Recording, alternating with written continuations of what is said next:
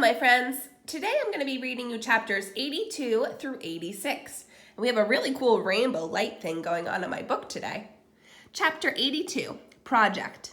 Ivan, Ruby asks one morning when I am trying to nap, why are you always so sleepy during the day? I've been working on a project at night, I tell her. What's a project? It's a thing, a painting. It's a painting for you, actually, I answer. Ruby looks pleased. Oh, can I see it? Not yet. Ruby pokes with annoyance at her roped foot. She takes a breath. Ivan, do I have to do the shows with Mac today? I'm afraid so. I'm sorry, Ruby. Ruby dips her trunk in her water bucket. That's okay, she says. I already knew the answer. Not right. It's night again and everyone's asleep. I look at the picture I've made, one of dozens. It's smudged and torn, a muddy blur. I place it beside the others lining my floor. The colors are wrong, the shapes are off. It looks like nothing. It's not what I'm trying to create. It's not what it's meant to be. It's not right, and I don't know why. Across the parking lot, the billboard beckons as it always does. Come to the Exit 8 Big Top Mall and Video Arcade, home of the one and only Ivan, mighty Silverback. If I could use human words to say what I need to say, this would all be so easy. Instead, I have my pots of paint and my ragged pages. I sigh. My fingertips glow like jungle flowers. I try again. Going nowhere. I watch Ruby plod around the ring in endless circles going nowhere. More visitors have been coming, but not many. Max says Ruby's not picking up the slack after all. He says he's cutting back on our food. He says he's turning off the heat at night to save money. Ruby looks thinner to me, more wrinkled than Stella ever was. Do you think Ruby's eating enough? I ask Bob. I don't know. I'll tell you one thing though. You're sure as heck painting enough. Bob wrinkles his nose. That stench is unbelievable. And I found yellow paint in my tail this morning. Bob isn't happy about my night painting. He says it's unnatural. Now, while I work at my art, Bob sleeps on Nut Tag. He claims he prefers her because she doesn't snore. He says her belly doesn't rise and fall and make him seasick. What is this plan of yours anyway, Bob asks. If you explain it to me, I could help out. He gnaws at his tail. Maybe I could come up with something that doesn't involve, paint. I can't explain it, I tell him.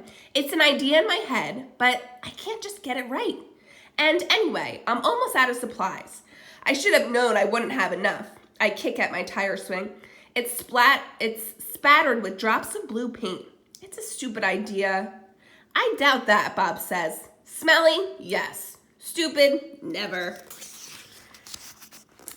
Bad guys. Most of the day, I doze. Late in the afternoon, Mac approaches. Bob slips under Knot Tag. He prefers to keep a low profile around Mac. Mac's gaze falls on my pool. A corner of one of my paintings is visible. What's that, big guy? He asks. I calmly eat an orange, ignoring him, but my heart is racing. Mac kicks at my plastic pool. Underneath it are all the paintings. Mac yanks on a piece of paper. It slips out easily, and he doesn't seem to notice the other paintings. The page is striped with green, which is what happens when blue paint and yellow paint get together. It's supposed to be a patch of grass. Not bad. Where do you get the paint anyway? George's kid, he considers. I'll bet I can get 30 for this picture. Maybe even 40.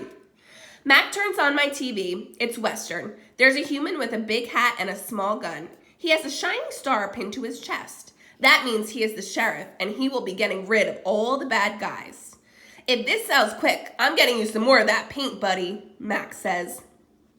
He walks away with my painting. Ruby's painting. For a moment, I imagine what it would feel like to be the sheriff. Ad. Good news, huh?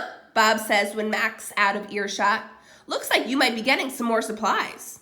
I don't want to paint for Mac, I say. I'm painting for Ruby. Well, you could do both, Bob says. You're an artist after all. While I watch the movie, I try to come up with a new hiding place for my paintings. Maybe, I think, I could fold them once they're dry and stuff them into Knot Tag.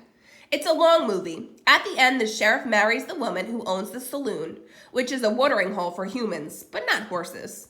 It's been a long time since I've seen a Western that was also a romance.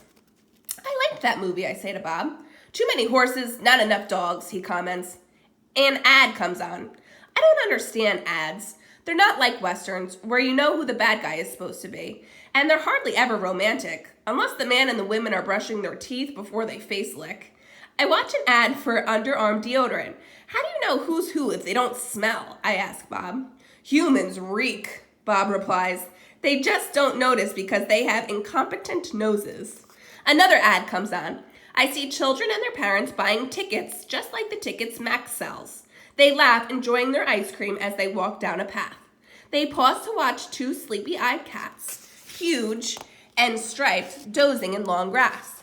Tigers, I know, because I saw them on a nature show once.